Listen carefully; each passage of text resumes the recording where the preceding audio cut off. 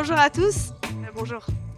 On est pour cette 4e édition de En aparté, nos conversations engagées dans la promotion du savoir-faire français. Et on souligne avec nos invités leur engagement sur la partie écologique et ou sociétale de leurs entreprises et des actions qu'ils mènent au quotidien. Donc on est ravis de vous recevoir, de te recevoir, Damien. Merci d'être avec nous. Antoine, tu vas faire un petit mot peut-être avant qu'on ouvre le débat sur ton ressenti du salon du 4e jour. Bonjour à tous. Le 4e jour est bien, on a de moins en moins de voix. On est presque à la fin. Oui, malheureusement, les soirées peuvent être un peu longues, mais on est toujours en bonne compagnie, donc c'est super. Des gens qui nous accompagnent, on passe toujours de super moments. On est super ravis de pouvoir vous accueillir sur notre stand. Chef Damien, que j'ai rencontré pendant l'initiative Je ne rends pas mon tablier, il y a 1 an et demi maintenant, presque 2 ans, qui a bien porté le message de ton côté avec des lives sur Facebook, Instagram et sur les grandes gueules. Tu avais été sensationnel. Et aujourd'hui, on est très heureux de pouvoir présenter mes boissons maison, ce que tu as créé. Je vais laisser Charlotte continuer parce qu'elle a des questions très intéressantes et moi j'interviendrai à certains moments. Donc Damien, tu es le cofondateur du site internet 750 grammes. On m'a demandé d'ailleurs pourquoi 750 grammes. Il vient d'où le choix de ce nom? Parce que mon frère Jean-Baptiste est amoureux du vin, mais vraiment amoureux. Il avait créé le premier site de vente de vin sur internet, c'était 75 centilitres. Moi j'étais jeune cuisinier, au milieu de la jeunesse, quoi. Et je lui ai donné des recettes, il les a mis sur le site de 75 centilitres. Et il s'est aperçu que les Français étaient beaucoup plus intéressés par les recettes de cuisine que les cépages du Bordelais. Donc il a pris le poids d'une bouteille, 75 centilitres égale 750 grammes. On est passé du centilitre au gramme, du monde du vin à la cuisine. Puis après on a eu une belle petite aventure, on a fini numéro 2 du marché derrière le célèbre site Marmiton. Et puis mon frère, il était tellement content de l'aventure qu'il est revenu à ses premiers amours. Il a acheté une petite propriété de vin à Bordeaux. Il fait du vin en biodynamie, le château Casbonne. Et moi, je me suis lancé à un âge avancé dans la restauration. Et j'y prends beaucoup de plaisir. Merci beaucoup. Alors du coup, Damien, aujourd'hui, tu as notamment un restaurant qui s'appelle 750 grammes La Table, donc dans le 15e, vers Porte de Versailles. La première question qu'on pose à tous nos invités, finalement, c'est est-ce que tu es une personne engagée? Et pour toi, qu'est-ce que c'est une personne engagée? Une personne engagée, c'est une personne en colère. Enfin, très en colère, parce que je suis très en colère de ce qui se passe. Et j'ai toujours une conscience sur l'engagement. Et aujourd'hui, je pense qu'il y a une réelle urgence. Et il faut vraiment qu'on progresse, mais faut pas qu'on se dise on va le faire, il faut y aller. Et alors, on n'arrêtera pas la catastrophe annoncée, mais au moins à notre niveau personnel, qu'on soit restaurateur, qu'on soit fabricant de vêtements professionnels, si on peut faire quelque chose. Et moi, tu sais, on est très imprégné du colibri, tu sais, de Pierre Rabhi. Tu sais, l'incendie, l'énorme incendie, et puis tout est en train de brûler. Il y a un petit colibri, il va chercher de l'eau, et il va essayer d'éteindre l'incendie, mais il n'a pas la lampe adaptée. Il n'est pas pompier, donc il ne va pas y arriver. Il y a un tatou qui lui dit qu'est-ce que tu fais, colibri? Ça ne sert à rien. Il dit je sais, mais je fais ma part. Et nous, tous les jours au restaurant, on fait ça. C'est marqué dans le dos des t-shirts. Il y a agacé, dit le tatou. Qu'est-ce que tu fais? Ça sert à rien. Je sais, je fais ma part. Et tous les jours, on essaye d'améliorer, d'être de plus en plus écolo. Et c'est pas du tout incompatible avec le business. Au contraire, ça veut dire que s'engager, on a aussi des consommateurs qui aiment le sens qu'on donne à notre restauration. J'ai jamais autant travaillé, j'ai jamais autant progressé en chiffre d'affaires, en bonheur aussi de mes clients, que depuis que je suis ultra engagé. J'ai fait la moitié du boulot et je vais devenir encore plus enragé dans les années à venir. Donc là, on est dans un combat, c'est ça que tu dis?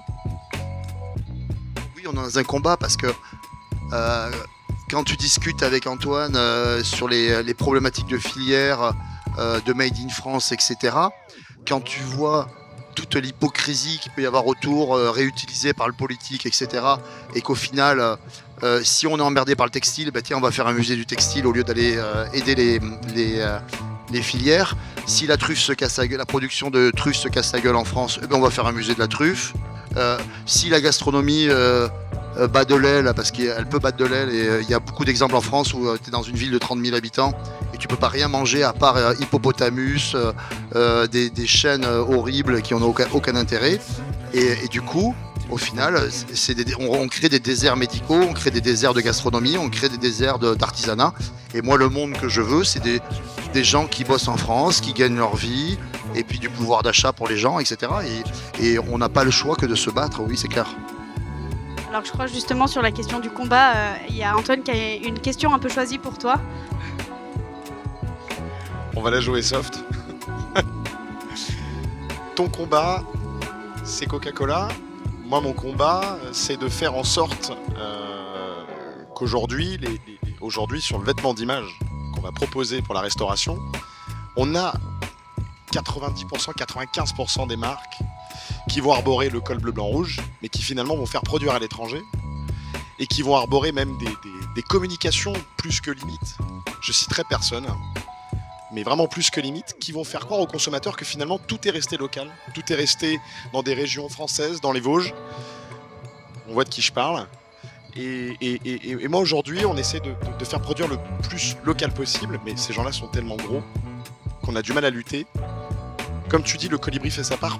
Toi aujourd'hui, avec Mes Boissons Maison, avec Naissance, comment tu arrives à aller discuter avec les restaurateurs qui finalement travaillent avec Coca depuis des années, et comment tu arrives à porter un discours comme tu as aujourd'hui d'avenir et de faire en sorte que ces gens-là arrivent à changer leurs habitudes. Ça, c'est pas simple de changer ses habitudes. Comment on met ça en place?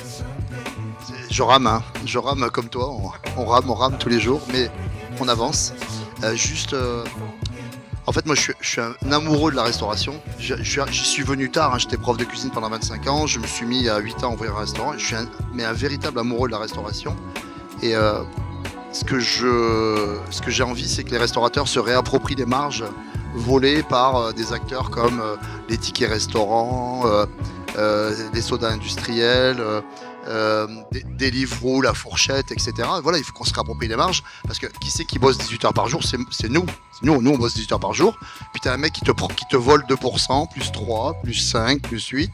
Et je te jure que si on supprime un petit peu ces parasites, parce que ça reste des parasites, on va à la fin de l'année avoir un petit billet de 10 000 pour pouvoir partir en vacances avec sa famille et pour pouvoir leur dire, vous avez vu, vous m'avez pas vu cette année, mais au moins j'ai les moyens de vous offrir des belles vacances. Donc c'est juste un problème de justice, c'est juste un problème d'équité.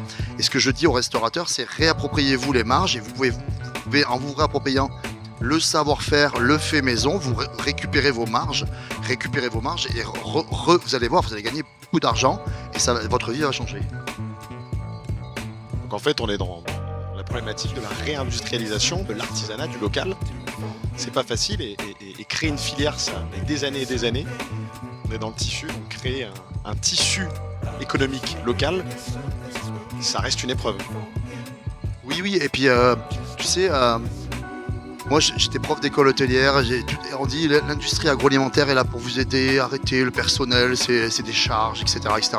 Et moi je veux te dire, j'ai eu la chance de reprendre un restaurant industriel, j'ai travaillé dedans, et j'avais des coûts de personnel monstrueux, parce qu'il fallait sortir les palettes de congelés, aller les ranger, les étiqueter, puis il y avait des menus à trous où tu pouvais avoir 3 garnitures et 6 sauces, et en fait, au final, tu gagnais pas beaucoup d'argent, tu avais une masse salariale très élevée. Et en fait, chez moi, les salariés, ils arrivent à 10h le matin, on boit un petit café ensemble, on bosse, d'accord? Ils sont pas surexploités, ils ne font pas 70 heures par semaine, ils gagnent très bien leur vie, ils ont la prime Macron chaque année, et de 3 750 € tous les trimestres, voilà, ils ont un bout de prime. Et en fait, quand tu te réappropries tout le travail, tout le savoir-faire du travail, de la sueur du cuisinier, etc., tu t'aperçois que tu gagnes de l'argent, tu peux en donner à tes salariés. Moi j'ai 110 ou 120 producteurs différents. La châtaigne, je l'achète à un petit jeune qui fait de la crème de marron que pour moi, sucrée à 10%. J'essaie de travailler, tu vois, par exemple, je suis très fier, j'ai trouvé une filière qui va m'envoyer des légumes bio en direct de Bretagne, qui s'appelle Poder. on retrie nos déchets. Il n'y a plus d'oiseaux à Paris, ben on remet des perchoirs à oiseaux, des nichoirs, des nourrissoirs à oiseaux parce que ça fait plaisir à mes clients et moi ça me fait plaisir parce que je peux travailler 18 heures, donc je vois des mésanges, je vois des roitelets, je vois des rouges-gorges, etc. Au cœur du 15e arrondissement, j'ai mis des tonnes de végétaux pour composter. C'est-à-dire qu'on récupère tous nos déchets, on les composte à 3 km. J'ai la chance d'avoir des plates-bandes. Tu mets la main dans la terre, tu as des vers de terre, etc. C'est-à-dire que rien n'est trop tard. Rien n'est trop tard.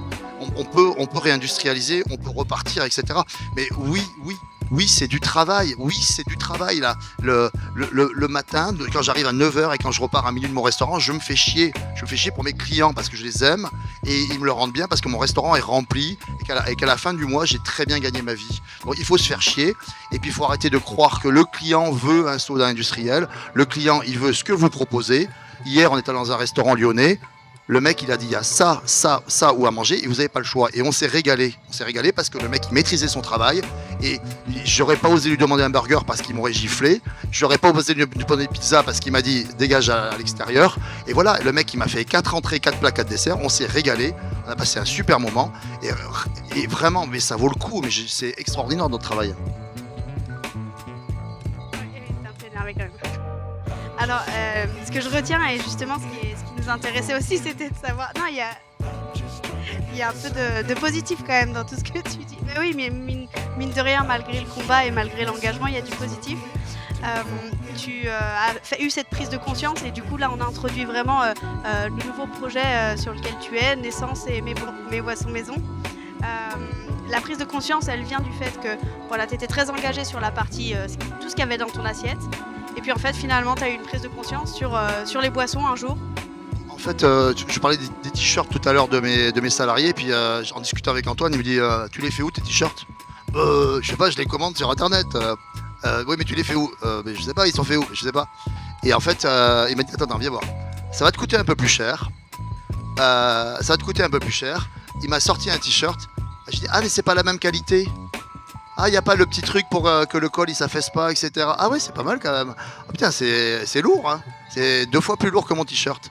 Bah oui, tu vas pas le payer 2 fois plus cher, mais presque. Mais tu as pour 2 fois plus de marchandises. Ils vont moins s'user, etc., etc. Donc ma prise de conscience, elle est à tous les niveaux. Au début, tu sais, quand tu es restaurateur, tu n'es pas parfait. Tu as plein de choses que tu fais pas très bien. Puis quand tu as des rencontres, t'as un mec qui t'alerte, tu te dis ouais mais t'as vu, ben oui, donc prochaine commande c'est chez Antoine, je vais me fournir ici parce que ces t-shirts ils sont beaux, parce qu'il y a des graphistes derrière et puisqu'on va faire un joli truc quoi. Alors les boissons maison c'est très simple, je fais de la cuisine maison, pas très cher au restaurant, je fais des vins bio, mon frère est vigneron, en biodynamie parce que je trouve que c'est ce qu'il faut boire aujourd'hui. Puis j'avais des sodas industriels. J'ai dit mais attends, tu sais quand t'es enfant le jeu des erreurs. Ah ben j'ai trouvé l'erreur, c'est le soda industriel. Donc j'ai foutu dehors et j'ai moi-même littéralement dehors, c'est-à-dire que après le Covid, 11 mois de fermeture, il y avait des caisses qui étaient un peu périmées. Ces choses-là, ça se périme pas, hein. Je les ai mis sur le trottoir, j'ai dit aux gens servez-vous. Tous mes voisins ont bu mes vieux trucs boissons industrielles périmées. J'étais très content, ils m'ont remercié en plus. Donc j'ai viré tous ces trucs-là. Comme tu sais, un peu tu fais le ménage et tu veux pas avoir un truc diabolique chez toi. Et puis je me suis fait ma propre limonade, ma propre tonique, mon propre cola. Et à ma grande surprise, depuis que je fais mes boissons maison intégralement, j'en vends 3 fois plus. Pourquoi un client qui vient chez vous, il est racheté un coca à 4 € alors qu'il a à 1 € chez Franprix à côté, mais je ne sais pas pourquoi. Pourquoi vous pensez que il y a 2 mythes. Il y a le grand mythe de le consommateur veut ça, mais le consommateur il veut rien. Il veut juste ce que vous lui proposez avec amour. Si vous lui proposez quelque chose avec amour et conviction, il vous croit et il vous suit. Et le deuxième truc, oui c'est du boulot. Enfin, nous, dans le cadre des boissons maison, c'est moins de boulot, mais faire bien et avec amour, c'est un peu plus de travail, mais c'est tellement plus de bonheur. Et du coup, l'engagement il est sur le goût, sur le zéro plastique. En fait, on y va si tu veux. On va là? Ah oui, ok, c'est parti. En fait, regarde, c'est super simple. Attends, tu me tiens le micro. Comment ça marche? J'ai jamais été bon ça. C'est bon. Voilà, c'est chaud. En fait, l'idée c'est de supprimer. Attends. Attendez. petits réglages techniques de la plaque. Super. En fait, l'idée, c'est de supprimer le plastique, supprimer le transport. Moi, quand je commande des boissons, j'ai plus de bouteilles consignées, j'ai plus de caisses en plastique, j'ai plus de canettes, bien évidemment, j'ai plus rien. Donc pour le stockage, c'est parfait pour tous ceux qui sont en ville, notamment. C'est génial parce qu'avant, je descendais mes bouteilles à la cave, je les remontais pour les remplir. Regarde, je commence par mettre. Regarde.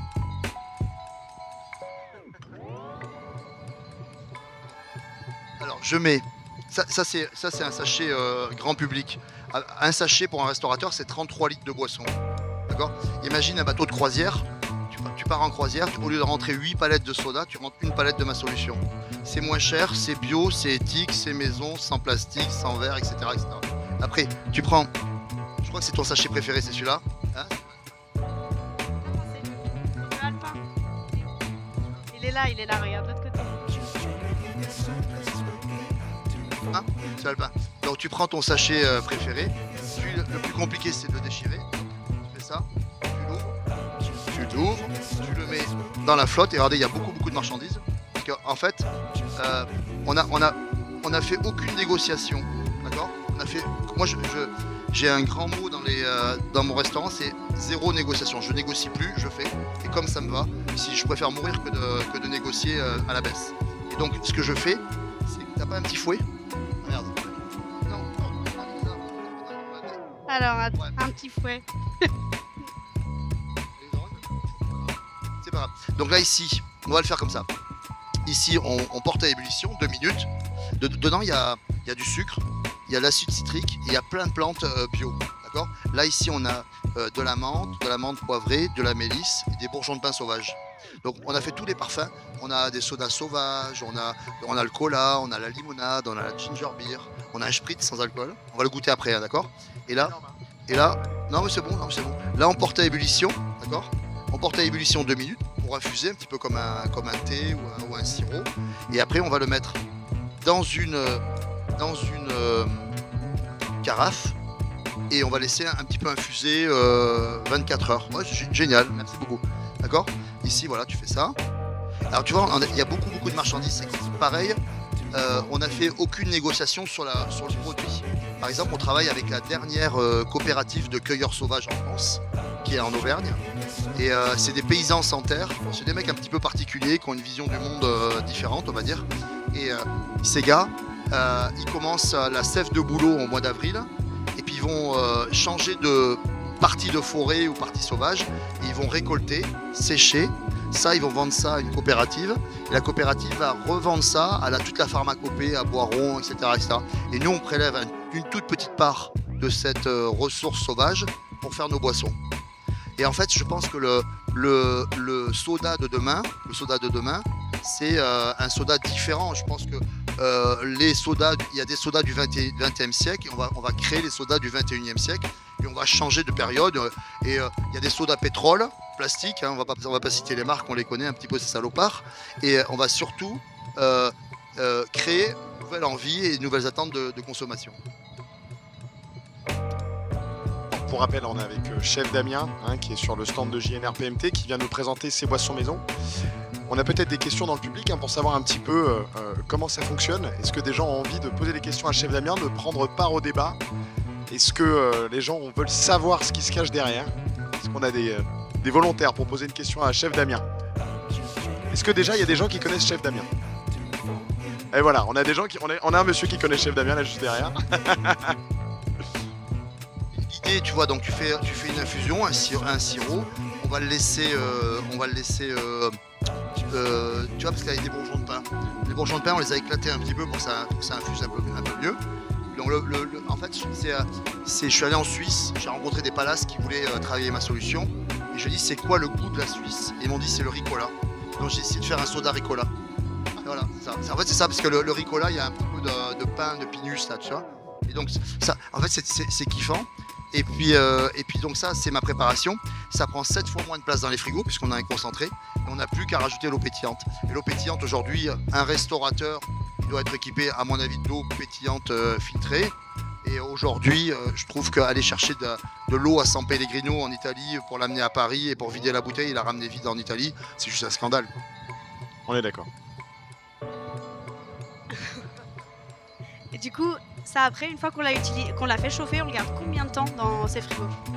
Une fois que c'est filtré, comme il y a une base, un petit peu de sucre, ça peut se garder 3-4 mois au réfrigérateur. Alors ça marche en soda classique et aussi en mixologie. Ce que je voulais dire, c'est que je suis toujours énervé, je suis toujours en colère, mais je suis hyper optimiste et hyper heureux. Oui, c'est ce que j'essayais de souligner tout à l'heure quand tu l'as dit. Ouais. Je pense qu'être un des hommes les plus heureux du monde, parce qu'en fait, c'est comme Antoine. Antoine, il aurait pu aller travailler chez Nike. Enfin, non, je crois pas. Et potentiellement. Mais il a préféré donner du sens à son aventure. Et en fait, même si tu es énervé, même si tu es en colère, on a des ennemis chacun bien identifiés. On a des gens qu'on n'aime pas.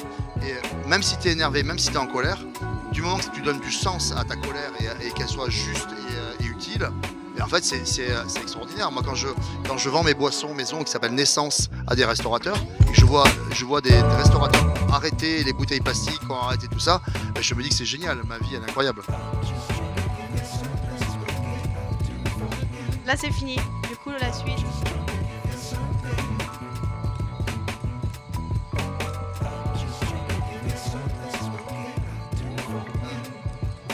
Là, on couvre et on laisse infuser. Ça sera bon demain matin. À demain. Ça sera bon, ça sera meilleur demain matin. On sera là demain, nous deux. Mais ça tombe bien, j'ai préparé des petits gobelets pour la dégustation. Fantastique. Et alors, dans tes gobelets, tu as quoi? C'est les autres ou c'est le même? Tu as le alpha aussi? Parce que du coup, il y a combien de saveurs? Il y a 7? Il y a 7 saveurs.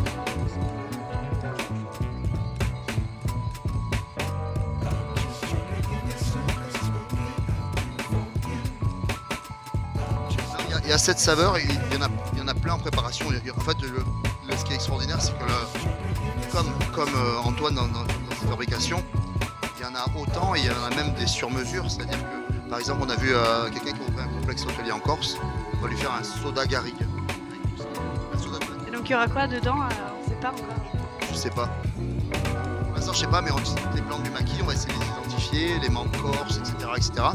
Et il va falloir aussi, ça réveille les filières. Parce qu'on va demander à des cueilleurs corses d'aller nous cueillir de la menthe, d'aller nous cueillir de la myrte, etc. Puis après, on va faire des essais. Et on va faire un soda de maquis corse.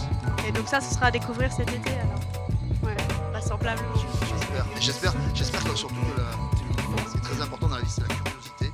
Et la curiosité, c'est un restaurateur qui te dit j'ai envie de tester, j'ai envie d'essayer. Et puis s'il arrive à la table, c'est vrai que c'est plus facile de poser une carte offerte par Coca, imprimée en plastique dégueulasse, que d'aller voir les gars en disant dans mon resto, ben, vous aurez des boissons maison, vous aurez des trucs comme ça, vous aurez ça. Et du coup, tu crées du lien. L'avenir, c'est pas la livraison, la vente à emporter. L'avenir, c'est les gens ensemble, les gens à table, les gens qui se parlent, les gens qui s'engueulent, les gens qui échangent et les gens qui s'enrichissent. Moi, Antoine, on se connaissait assez peu au final. Alors, ce que je trouve, mais c'est pas, tu as bien compris. Ce qu'il fait, c'est remarquable. C'est remarquable d'intelligence et de sens et aussi de non-négociation. Donc, j'ai la chance de connaître Antoine. Et je crois qu'on va faire pas mal de choses ensemble. Parce qu'on a la même colère. Et avec du positif.